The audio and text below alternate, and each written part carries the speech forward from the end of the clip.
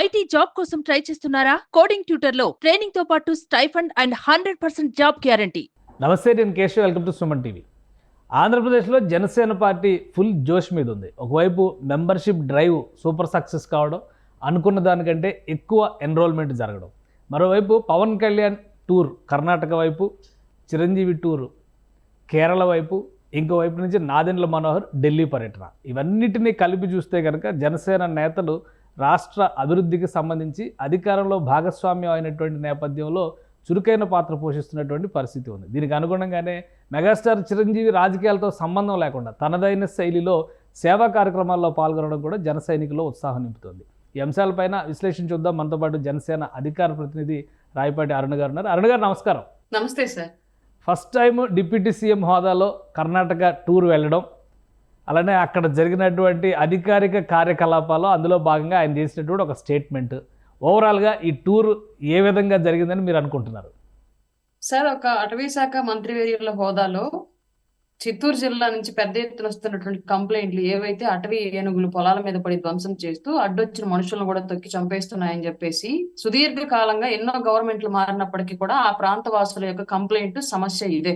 ఒక అటవీ శాఖ మంత్రి హోదాలో ఆయన పక్కన కర్ణాటక రాష్ట్రంలో దొరికేటట్టు కుంకి ఏనుగులు, అంటే అడవి ఏనుగుల్ని పారద్రోలడానికి కొన్ని ఏనుగుల్ని పెంచుతూ ట్రైనింగ్ ఇస్తారు. వాటిని ఎలా కంట్రోల్ చేయాలి, ఎలా తోలాలి, ఎలా భయపెట్టాలి, ఈ భూమి మాది అని ఈ ఏనుగులతో ఆ ఏనుగులకు ఎలా సంకేతం ఇప్పించాలని జనరల్ అక్కడ జరిగే అంశం. దాన్ని తీసుకొచ్చి ఇక్కడ ఈ రాష్ట్రంలో ఆ ఏనుగుల ద్వారా అడవి ఏనుగుల్ని పంపించేయాలన్నది ఒక మంత్రివర్యులుగా ఆయన తీసుకున్నట్టు స్టెప్. ఇందులో మనం ఇంకోటి ఆలోచించాలి. ఈయన ఎన్డీఏ కూటమిలో ఉన్నారు, అక్కడ యూపీఏ కూటమి అధికారంలో ఉంది. రాజకీయ వైరితో కూడా రాజీ పడి రాష్ట్ర ప్రజల కోసం వెళ్లారు పవన్ కళ్యాణ్ గారు. అక్కడికి వెళ్ళి జరుగుతున్నటువంటి పరిణామాలు, గత 40 ఏళ్లుగా వ్యవస్థలో వస్తున్న మార్పుల గురించి ప్రస్తావించారు. దాంట్లో భాగంగానే ఆయన 40 ఏళ్లుగా సినీ రంగం, కథా చిత్రాలు ఎటువైపు వెళ్తున్నాయి, ప్రజల భావజాలాన్ని ఎటువైపు తీసుకెళ్తున్నాయి అనే అంశం గురించి మాట్లాడారు. దానికి పని పాట లేని ఊసుకొని కబుర్లని చెప్పుకుంటున్నట్లుగా ఒక సినిమాకి ఒక హీరోకి ఎందుకు ఆపాదించారు అర్థం కాదు. 40 ఏళ్ల నుంచి ఎక్కడ ఉన్నారు సార్ ఇవాళ? నిన్న మీ సోకాళ్ళు మేధావులంతా ఎవరికైతే ఆపాదించారు, ఆయన 40 ఏళ్ల నుంచి ఉన్నాడు ఇండస్ట్రీలో. ఆయన ఒక్కళ్ళే ఆ సినిమా చేశారా?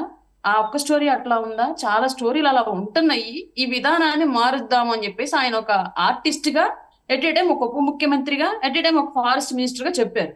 దాన్ని కూడా వక్ర భాష్యంలో చెప్పేటువంటి భావజాలం ఉన్న మేధావులు ఆంధ్ర రాష్ట్రంలో ఉంటాం. నిజంగా ఆంధ్ర రాష్ట్రానికి బట్టి దరిద్రం సార్.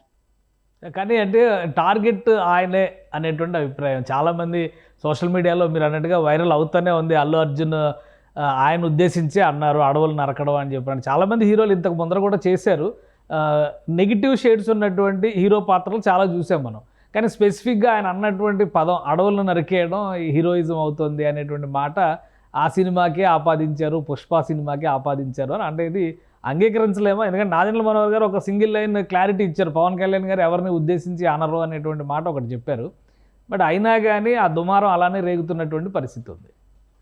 అంటే ఇప్పుడు అటవీ శాఖ మినిస్టర్ అవ్వడం ఆయన పాపమా, లేదంటే ఆ కుటుంబానికి సంబంధించిన వ్యక్తి అట్లాంటి సినిమాలు చేయడం మూలంగా ఇప్పుడు ఈయన అడవులు నరకడం తప్పు అనకుండా చప్పట్లు కొట్టి ఎంకరేజ్ చేయండి, బాగా చప్పట్లు అడవులు నరకడం అని చెప్పేసి ఎంకరేజ్ చేయాలా పవన్ కళ్యాణ్ గారు? ఎటు ఏం ఆలోచిస్తున్నాను సార్, మనం ఏం చెప్పాలనుకుంటున్నాం సొసైటీకి? అసలు ఇప్పుడు పవన్ కళ్యాణ్ గారు చేసిన వ్యాఖ్యలు తప్ప? ఆయన మినిస్టరు, ఆయన అదే చెప్పాలి. లేదండి బాగా అందరు ఎర్రచందనం స్మగ్లింగ్ చేయండి, అడవులు కొట్టేసేయండి, జంతువులను చంపేసేయండి, ఎందుకంటే మా కుటుంబంలో వాళ్ళు అట్లాంటి సినిమాలు తీస్తున్నారు కాబట్టి అని చెప్పి చెప్పాలా ఏంటి? ఒక మినిస్టర్ గా, ఒక ఉప ముఖ్యమంత్రిగా, పర్యావరణ ప్రేమికుడుగా, రాష్ట్ర ప్రజల కోసం మంచి చేయాలనుకున్న నాయకుడుగా ఆయన చెప్పిన మాటలు 100% కరెక్ట్. పైగా ఎస్పెషల్లీ 40 ఏళ్లుగా ఆయన మెన్షన్ చేసి మరి చెప్పారు. మరి మీరు ఆపాదిస్తున్న వ్యక్తి 40 ఏళ్లుగా హీరోగా ఉన్నారా, ఇండస్ట్రీలో ఉన్నారా, అట్లాంటి కథలే తీస్తున్నారా, లేదంటే రకరకాల హీరోలందరూ అట్లాంటి కథలు తీశారు కాబట్టి వాళ్ళందరికీ ఆపాదించి మాట్లాడారు అన్నది మీ ఊహకే వదిలేస్తున్నాం. కానీ అంటే పర్సనల్ విషయాల్ని దృష్టిలో పెట్టుకొని పవన్ కళ్యాణ్ గారు ఇలాంటి స్టేట్మెంట్స్ ఇచ్చే అవకాశం ఉంటుందా? మీరు అన్నట్టుగా కేవలం సినిమా ఇండస్ట్రీలో యాక్చువల్గా అయితే ఆయన వెళ్ళింది అఫీషియల్ కార్యక్రమానికి, అటవీ శాఖ మంత్రిగా మాట్లాడి ఉంటే దీనిపైన ఎక్కువ పెద్ద విమర్శ వచ్చి ఉండేది కాదు. కాదు సినిమాకి రిలేట్ చేస్తూ ఆయన చెప్పినటువంటి ఉదంతం పైన విమర్శలు వస్తున్నాయి కదా, సో దాన్ని ఎలా చూడాలి? పవన్ కళ్యాణ్ గారు అనే వ్యక్తి ఏ నెగటివ్ ని కూడా ఎక్కువ రోజులు గుర్తుపెట్టుకోరు. ఫస్ట్ విషయం చెప్తున్నాను, ఎవరైనా ఎంత దుర్మార్గులైన ఆయన పట్ల ఎంత దారుణంగా వ్యవహరించినప్పటికీ కూడా ఆ క్షణం గుర్తుపెట్టుకొని ఆ క్షణానికి ఏమైనా మాట్లాడగలిగితే మాట్లాడతారు, లేదా వదిలేస్తారు. దాని తర్వాత ఆయన క్యారీ ఫార్వర్డ్ చేయరు. నెగిటివ్ ఎక్కువ రోజులు ఆయనతో పాటు క్యారీ ఫార్వర్డ్ చేసుకోరు మైండ్ లో. ఆయన చాలా పాజిటివ్ గా ఉండే వ్యక్తి. ఆయన చుట్టూ ఉన్నవాళ్ళు కూడా అట్లాంటి మైండ్ సెట్ తో ఉండాలనుకునే వ్యక్తి.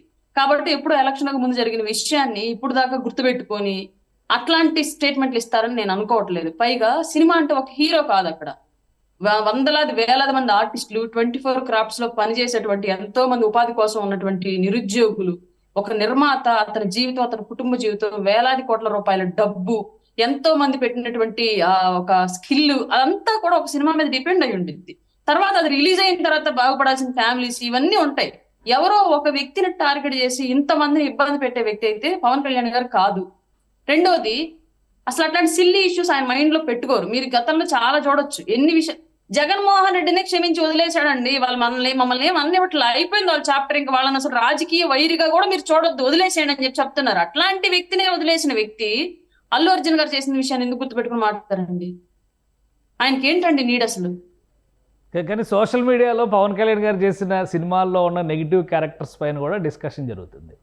ఆయన ఎలాంటి క్యారెక్టర్స్ చేశారు, ఆ క్యారెక్టర్స్కి సంబంధించి నెగిటివ్ షేడ్స్ ఉన్నాయా లేవా, ఈ చర్చ అంతా అసలు ఎవరు చేస్తున్నారు? అల్లు అర్జున్ గారికి, పవన్ కళ్యాణ్ గారికి అటువంటి కాంట్రవర్సీస్, ఒక ఫ్యామిలీ అనేటువంటి అభిప్రాయం ఉన్నప్పుడు, ఈ సమస్య లేదు అనుకున్నప్పుడు ఎందుకు ఇలాగా ఈ వైరల్ అయ్యేటువంటి న్యూస్ పుట్టిస్తున్నటువంటి పరిస్థితి ఎందుకు ఉంది? చింత చచ్చిన పులుపు చావలేదని వైసీపీ ఇంకా పులుపు చావలేదు కదండి. పేమెంట్ ఇంకా డబ్బులు 1000 కోట్లు ఉన్నాయి. దాన్ని బట్టి ఇంకా పెయిడ్ మీడియా నడుపుతూనే ఉన్నాడు. సోషల్ మీడియాలో అకౌంట్లు ఓపెన్ చేయించి మరి అట్లాంటి వాళ్ళు సృష్టిస్తున్నటువంటి రాజకీయ అగాధాలు మాత్రమే ఇవి. ఎన్ని అనుకున్నా ఎన్ని చేసుకున్నా అల్లు అర్జున్ గారు, కళ్యాణ్ గారు బంధువులు ఏదో ఒక సందర్భంలో ఎప్పుడో ఒకప్పుడు వాళ్ళు కలిసిపోతారు. మధ్యలో మీరు నేను అనవసరంగా పూసుకోవడం, దానివల్ల మనకు కొట్టే ఉత్తుత్తి తేట తప్ప ఉపయోగం ఏమీ లేదు. ఈ సోషల్ మీడియాలో కామెంట్లు పెట్టి గొడవలు రాజేసే వాళ్ళకు కూడా ఇదే చెప్తున్నాము. మీకు పేమెంట్ ఇచ్చే వాళ్ళకి భజన చేసుకోండి, తప్పులేదు. మీకు పేమెంట్ ఇచ్చి మీతో కామెంట్లు పెట్టిస్తున్నటువంటి జగన్మోహన్ రెడ్డి గారికి భజన చేయండి, తప్పులేదు. కానీ మంచిగా మాట్లాడిన విషయాలను కూడా చెడు వైపుకి తిప్పి మాట్లాడేలాగా చేస్తే మాత్రం రాబోయే రోజుల్లో పార్టీకి, ఆ వ్యక్తులకి నష్టం తప్ప ఎవరికి నష్టం ఏమీ లేదు.